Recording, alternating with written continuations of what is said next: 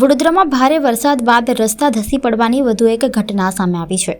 Varasiya ring road પર banker hospital સામે બિલીપત્ર complex નજીક મુખ્ય માર્ગ પર અચાનક મોટો ભૂવો પડતા વાહન ચાલકો અને રાહદારીઓ માટે જોખમી સ્થિતિ સર્જાઈ છે। સ્થાનિકોએ તાત્કાલિક સમારકામની માંગ સાથે તંત્ર સામે રોષ વ્યક્ત કર્યો છે। વડોદરા મહાનગરપાલિકાના પૂર્વ ઝોનના વોર્ડ નંબર 6 વિસ્તારમાં આવેલા વારસિયા રિંગ રોડ પર ભારે વરસાદ બાદ મુખ્ય માર્ગનો એક ભાગ અચાનક બેસી જતા વિશાળ ભૂવો પડ્યો છે।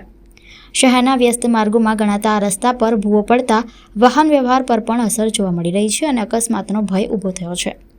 સ્થાનિકોનું કહેવું છે કે જો પાલિકા દ્વારા સ્થળને તાત્કાલિક સુરક્ષિત બનાવી સમારકામની કામગીરી શરૂ નહીં કરવામાં આવે તો કોઈપણ સમયે ગંભીર અકસ્માત સર્જાઈ શકે છે।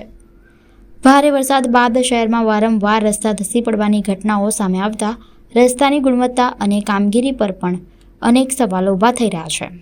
હાલ સ્થાનિકોએ તંત્રને તાત્કાલિક કાર્યવાહી કરીને માર્ગને સુરક્ષિત બનાવવાની માંગ કરી છે। વારસિયા રિંગ રોડ વિસ્તાર છે। હાલની વારસિયા રિંગ રોડ સક્કર સોસાયટીની સામે ઓમકાર હોસ્પિટલની સામે આ વાર બે દાડા પહેલાં બી ખાડો પડ્યો હતો। આ ભૂવો પડ્યો હતો તો અમે કોર્પોરેશનને જાણ કરી, કોર્પોરેશન આવીને પૂરી ગયા। પછી પાછું આજે રાતે સવારે ભૂવો પડ્યો, ડાળખા નાખ્યા, જેને કોઈ તકલીફ થાય ને કોઈને હાદસો ના થાય એના માટે અમે ડાળખા મૂક્યા। શું કહેશો કામગીરી પર? તંત્રની કામગીરી ફોન કરીએ છીએ તો આવે છે, પણ આવે છે એટલે મોડા આવે છે। હા, વાર્ડ નંબર 6। અધિકારી કોર્પોરેટર તો નહીં આયા, પણ કોર્પોરેશનના માણસ આવીને કાલે પૂરી ગયા હતા। પછી પાછો આજે ભૂવો પડ્યો। હા, કોઈ દુર્ઘટનાની શક્યતા છે, એટલે માટે અમે ડાળખા મૂક્યા છે।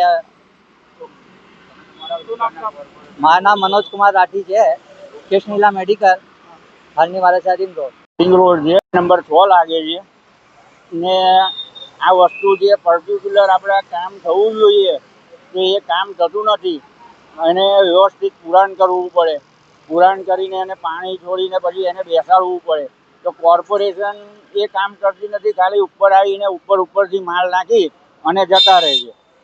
અને અહીંના જે કોર્પોરેટર હોય કે જે બી હોય એ કોઈ પણ અહીંયા આગળ જોવા માટે બી આવતા નથી। મારું નામ છે કેતન જોશી।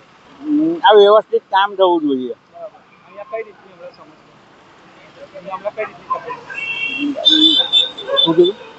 કઈ રીતની તકલીફ એટલે આ વસ્તુ એવું છે કે જો કોઈ વધારે વરસાદ પડશે તો પાણી ભરાશે તો આ વસ્તુ અંદર ઉતરી જશે, બરાબર। અને કોઈ ગાડીવાળો જો અંદર ઉતરી ગયો તો